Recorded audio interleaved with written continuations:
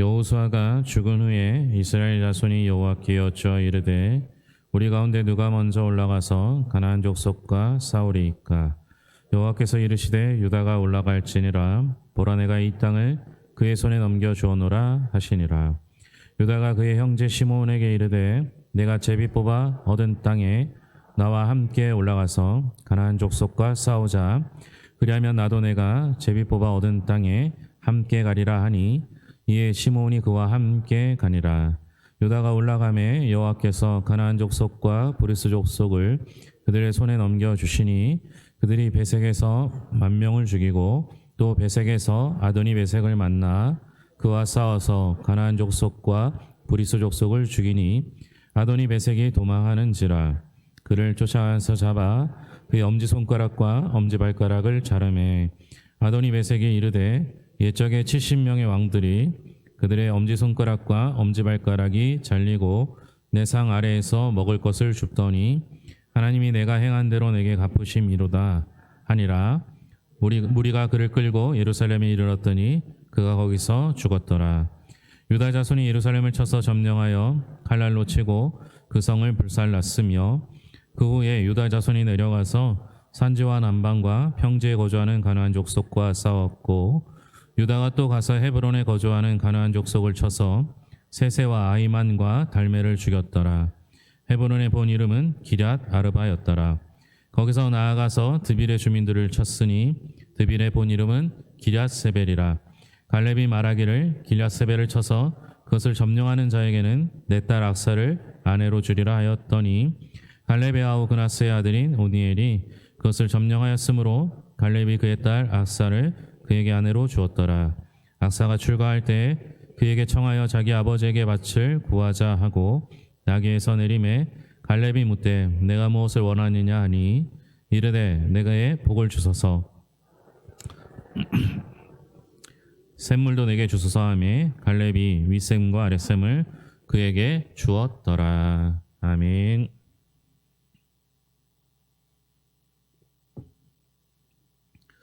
전반기 동안 이제 여호수아를 함께 보았었습니다.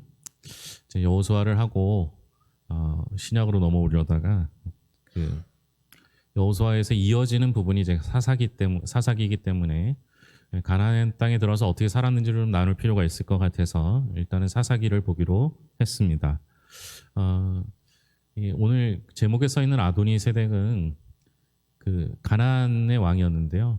여호수아 때 나오는 얘기고요. 오늘 제목이 잘못 기록됐는데 아도니 베색에 대한 이야기가 나오게 됩니다. 이스라엘 백성들이 하나님께서 홍해를 가르고 출애굽 시켜주셨습니다. 홍해의 그 장면은 정말 늘 신나고 재밌는 장면이죠. 그렇게 하신 이유가 이스라엘을 가나안으로 인도하기 위해서였습니다. 근데 실제로 가나안 땅에 들어가서 하는 것은 여호수아 때부터 시작되고요. 출애굽기, 레위기, 민수기, 신명기까지는 가나안에 들어가기 전 단계를 보여줍니다.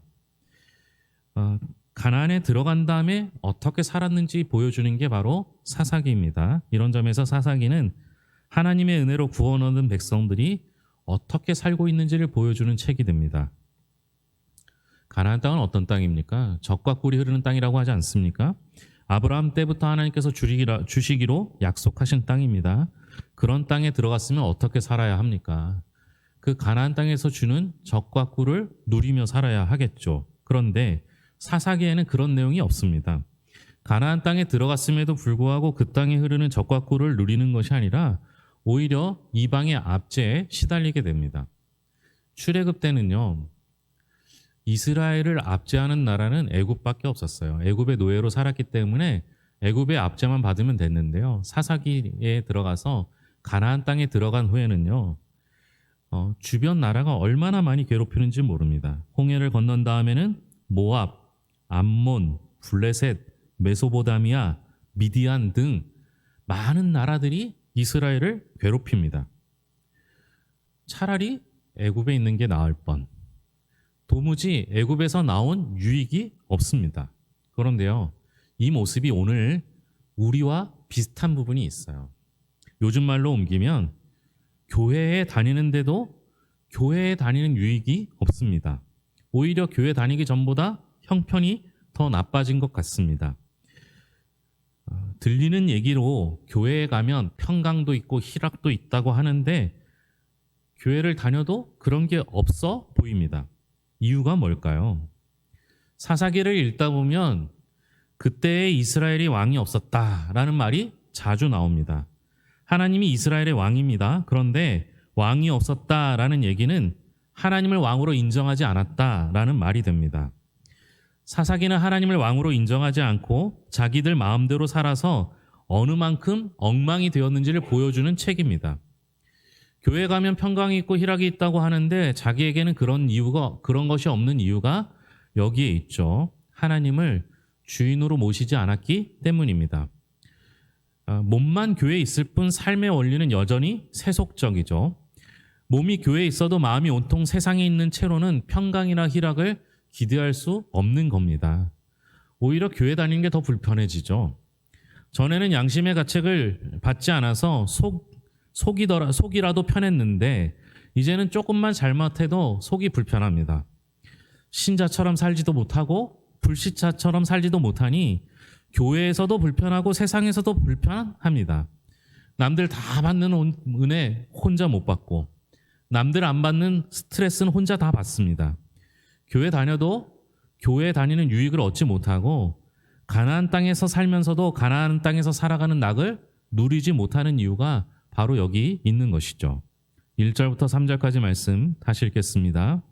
여호수아가 죽은 후에 이스라엘 자손이 여호와께 여쭈어 이르되 우리 가운데 누가 먼저 올라가서 가나안 족속과 싸우리이까? 여호와께서 이르시되 유다가 올라갈지니라. 보라 내가 이 땅을 그의 손에 넘겨주어노라 하시니라. 유다가 그의 형제 시몬에게 이르되 내가 제비 뽑아 얻은 땅에 나와 함께 올라가서 가나안 족속과 싸우자. 그리하면 나도 내가 제비 뽑아 얻은 땅에 함께 가리라 하니 이에 시몬이 그와 함께 가니라. 아멘. 여호수아를 가나안 정복 전쟁의 영웅이라고 합니다. 그런 여호수아가 죽게 되죠. 이스라엘의 구심점이 사라졌습니다. 그런데도 아직 가나안 정복 전쟁은 끝난 게 아닙니다. 그런 상황에서 이스라엘이 하나님께 묻죠. 누가 먼저 올라가야 하겠습니까? 누가 먼저 나가서 싸워야 하는 거를 묻는 겁니다. 하나님께서는 유다 지파를 말씀하셨고 유다 지파는 시몬 지파에게 도움을 요청해서 함께 올라갑니다. 그런데 여러분 이런 내용은요 오해하기 쉽습니다. 유다 지파가 파죽지세의 승리를 거두는 내용으로 결과가 나오기 때문에 더욱 그렇죠. 기도하고 응답받은 대로 했더니 역시 이겼구나 라고 하면 맞는 말 같아 보입니다. 하지만 그것은 기도라는 형식에 속아서 본질을 놓친 것입니다. 아마 제가 하나님이라면요. 누가 먼저 올라갈까요? 이렇게 물어보면 아니 아무 놈이나 올라가면 되지 그걸 왜 물어? 이렇게 야단쳤을 것입니다. 훈련소에 눈이 내린다고 한번 생각해 봅시다. 눈은 별로 반갑지 않아요. 일과 상관없이 눈을 치워야 하기 때문에 별로 반가운 건 아닙니다. 저도 군대에 있을 때 눈이 오면요. 시간과 상관없이 깨워요. 새벽 2시든 3시든 깨워서 눈을 치워야 돼요. 눈을 안 치우면 보급이 들어오지 않기 때문에 눈을 치워야 돼요. 그렇다고 눈 치웠다고 낮에 잠을 자게 해주지도 않아요. 얼마나 불편해요. 논산훈련소에 눈이 내렸는데 거긴 계급이 있는 건 아니니까요. 방송에 나옵니다. 지금부터 각 내무반에서 10명씩 나와서 눈을 치워라 이렇게 방송을 합니다. 어떤 한 놈이 행정반에 와서 묻습니다. 10명이라고 하는데 누가 나가야 합니까? 라고 물으면 조교가 뭐라고 대답하겠습니까? 여러분 이스라엘 백성들이 대체 왜 물었을까요? 가나안 땅은요 하나님께서 주시기로 약속한 땅입니다. 그냥 나가서 싸우면 되는 거예요. 게다가 여호수아 생전에 이미 지파별로 다 분배를 끝내놨어요. 그러면 자기 땅 자기가 얻으려면 자기가 나가서 싸우면 되는 거예요. 하나님이 주시기로 약속했고 그것은 나가서 싸우면 반드시 이기는 것이기 때문에 이왕이면 전 이스라엘이 동시다발적으로 각각의 자기 나눈 그 땅에서 전쟁을 하면 그냥 이기면 가나안 땅을 누리면 되는 거예요. 그런데 희한하게 이럴 때는 먼저 안 하려고 해요. 누가 먼저 할까? 이걸 따지고 있는 거예요. 형님 먼저, 아우 먼저. 이때 하나님께서 유다 지파를 지목합니다. 그럼 유다 지파는 하나님이 지목했으니까 어거지라도 그냥 그래 하나님이 하라고 하셨으니까 내가 나가서 싸우면 돼 하고 가면 돼요. 그런데 유다 지파가 어떻게 해요? 하나님이 하라고 하셨음에도 불구하고 혼자 갈 자신이 없으니까 시므온 지파에게 네가 나 도와주면 나도 너 도와줄게. 이렇게 되는 거예요. 하나님의 언약보다 현실적인 창, 칼을 의지했다라는 얘기가 됩니다. 4절부터 7절까지 말씀 같이 읽겠습니다. 유다가 올라가매 여호와께서 가나안 족속과 브리스 족속을 그들의 손에 넘겨주시니 그들이 베색에서 10,000명을 죽이고 또 베색에서 아도니 베색을 만나 그와 싸워서 가나안 족속과 브리스 족속을 죽이니 아도니 베색이 도망하는지라 그를 쫓아가서 잡아 그의 엄지손가락과 엄지발가락을 자르매 아도니 베색이 이르되 옛적에 70명의 왕들이 그들의 엄지손가락과 엄지발가락이 잘리고 내 상 아래에서 먹을 것을 줍더니 하나님이 내가 행한 대로 내게 갚으심이로다 하니라. 무리가 그를 끌고 예루살렘에 이르렀더니 그가 거기서 죽었더라. 하나님이 그런데도 불구하고 유다 지파가 올라갔더니 그에게 약속한 승리를 주셨어요. 특히 유다 지파는 아도니 베색을 죽이는 전과를 올립니다. 이 아도니 베색은 오늘 본문 말씀대로라면 70명의 왕을 정벌했던 사람이에요. 힘이 있는 거죠. 그런 아도니 베색이 힘 한번 써보지 못하고 무너지고 말았습니다. 그것도 반드시 이기리라 내가 임전무태의 정신으로 나가서 싸우리라고 했던 이스라엘 백성도 아니고 억지로 가는데 그것도 혼자 가기 무서우니까 옆 친구 옆구리 찔러서 그의 손목 붙잡고 나간 사람에게 패했던 겁니다. 어차피 이 싸움은 싸우기만 하면 승리하게 되어 있던 싸움이었죠. 민수기 34장에 보면 여호와께서 모세에게 말씀하여 이르시되 너는 이스라엘 자손에게 명령하여 그들에게 이르라 너희가 가나안 땅에 들어가는 때에 그 땅은 너희의 기업이 되리니 곧 가나안 사방 지경이라. 이렇게 시작합니다. 가나안 땅에 들어가서 전쟁에서 이기면 가나안 땅이 네 땅이 되고 지면 네 땅이 안 된다 이런 얘기가 아니에요. 들어가면 너의 땅이 되겠다. 너의 기업이 되겠다. 이렇게 말한 겁니다. 그냥 들어가면 되는 건데 그런데도 겁을 먹은 거예요. 한편 아도니 베색의 최후는 우리가 주목해 볼 필요가 있습니다.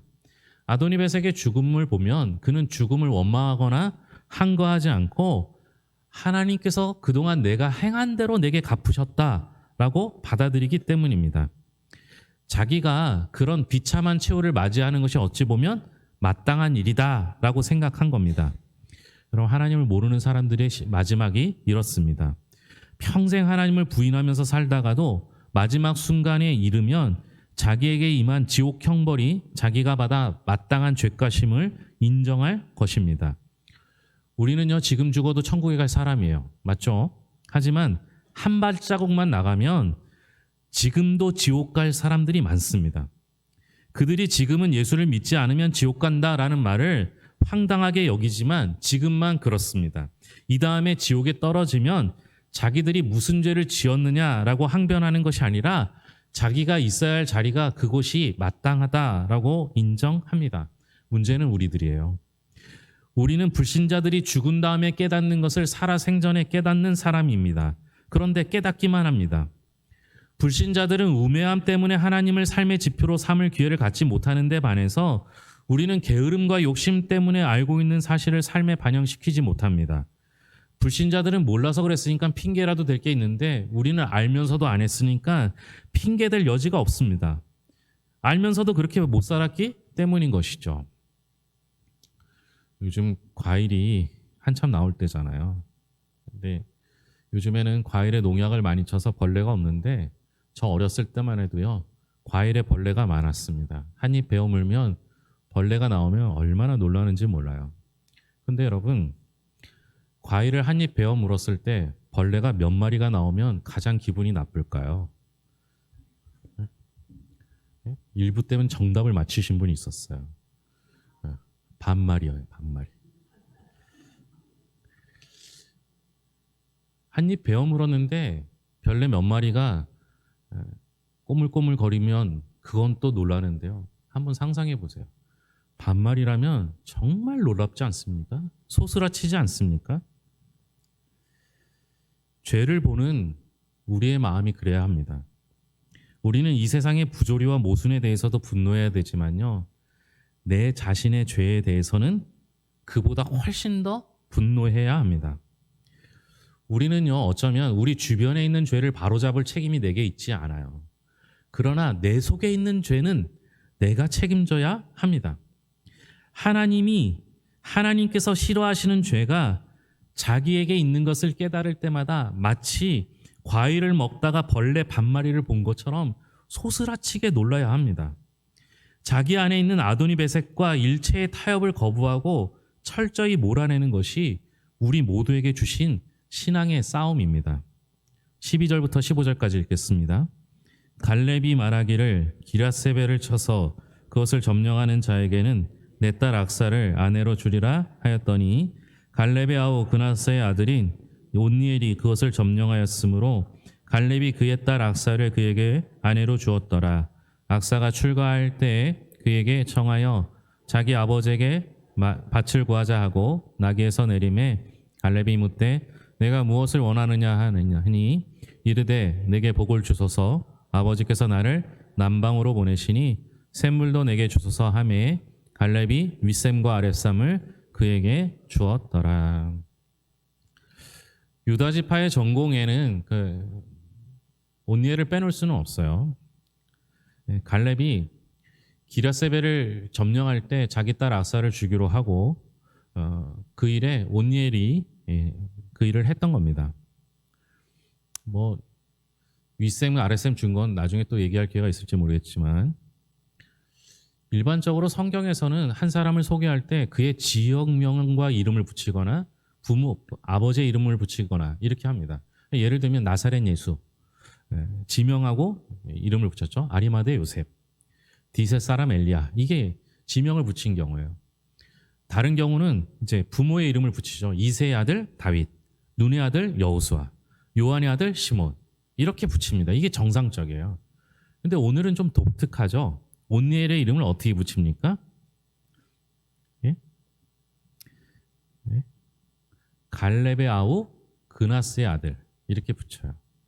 그러니까 애초 정상적으로 표현하려면 그냥 그나스의 아들 이렇게 표현하면 돼요. 그런데 꼭 왜 갈렙을 붙였을까요? 그냥 갈렙에 대한 얘기를 하고 싶은 거예요. 여러분, 우리가 알죠? 갈렙은 어떤 사람입니까? 그는 일찍이 가나안 정복을 주장했던 사람입니다. 출애굽 1세대가 가데스 바네아에서 12명의 정탐꾼을 뽑아 가나안 땅을 정탐했는데 전부 황당한 얘기를 합니다. 가나안 땅의 거민은 강하고 성읍이 견고하기 때문에 차라리 애굽으로 돌아가자, 이렇게 말합니다. 그 일로 하나님의 진노를 사서 가나안 땅에 들어가는 대신 광야에서 방황하다가 죽게 됩니다. 그런데 갈렙은 달랐죠. 하나님이 자기들과 함께 하시기 때문에 싸우기만 하면 이긴다라고 했습니다. 가나안 땅을 포기하자라는 것이 대세였는데도 꿋꿋하게 가나안 정복 전쟁을 외쳤습니다. 갈렙에게는요, 주변 사람들의 이야기나 대세나 환경이 중요한 것이 아니라 하나님께서 뭐라고 하셨는가가 훨씬 더 중요했던 거예요. 그래서 갈렙의 이야기를 표현함으로 온니엘을 앞세운 것이 아니라 갈렙을 이야기한 겁니다. 이제 가나안 정복 전쟁을 수행하면서 40년 전에 가나안 입성을 외쳤던 그 갈렙을 떠올리고 있습니다. 그런 갈렙의 조카 온니엘이 기랴세벨을 점령해서 그 대가로 아내도 얻고 땅도 얻고 샘물도 얻었습니다. 오늘 우리가 비교해 볼 사람이 아도니 베섹과 온니엘이라고 해서 그렇게 제목을 적었어요. 근데 실제로는 하나 더 있어요. 아도니 베섹, 이스라엘, 그리고 온니엘입니다. 이들의 공통점은요, 똑같이 가나안 땅에 있다라는 거예요. 아도니 베섹은 가나안 땅의 왕이었습니다. 그러니까 가나안 땅에 이미 오래전부터 살고 있었습니다. 이스라엘은 여호수아를 통해서 정복 전쟁을 하여 땅을 분배받은 상태로 가나안 땅에 들어가 있었습니다. 그리고 그 땅에서 온니엘은 역시 기라세벨을 점령하게 됩니다. 그들이 있었던 모든 곳은 가나안입니다. 그런데 아도니베섹과 온니엘은 너무너무 비교돼요. 아도니베섹은 마지막 죽어가면서 하나님을 모른 채로 죽어가며 자신에게 당한 그것을 마땅히 자신의 죄값을 치른다라고 생각합니다. 하지만 온니엘은 하나님의 말씀과 명령을 따른 갈렙을 따라서 그와 함께 하나님의 일들을 이루어감으로 인해서 가나안 땅의 젖과 꿀이 흐르는 것을 누리게 됩니다. 문제는 뭐예요? 이스라엘이에요. 이스라엘은 어떻습니까? 그곳에서 하나님의 말씀대로 나아가기만 하면 그것이 하나님의 기업이 되고 그 땅에 있는 것들을 누리면 누릴 수 있는데 그들은 하나님이 주신 것을 누리지 못한 채 두려워하고 걱정하고 염려하고 있는 상태인 것이죠. 그런데 여러분, 우리의 위치는 어떻습니까? 나는 지금 아도니 베섹의 자리에 있습니까? 아닌 것 같아요. 우리는 이미 예수 그리스도를 알고 하나님의 자녀가 되었습니다. 아도니 베섹이 될 염려는 없어요. 그러면 우리가 정말 해야 할 자리, 해야 할 일은 진짜 이스라엘 사람들처럼 사느냐 아니면 그곳에서 모든 것들을 누릴 수 있었던 온니엘이 되느냐의 차이일 뿐입니다. 이 두 차이는 뭐라고 생각하십니까? 혹 우리가 예수 믿으면서 얼마든지 행복하고 즐거울 수 있는데 이미 내가 가지고 있는 것, 내가 누리고 있는 환경으로 충분히 행복하며 즐거울 수 있는데도 불구하고 아직도 행복과 즐거움을 누리지 못하고 있다면 우리는 아직 온니엘의 길로 가지 못하고 있는 것과 같습니다. 둘의 차이는 뭐예요? 온니엘은 하나님의 말씀 따라 매일매일 싸웠던 겁니다.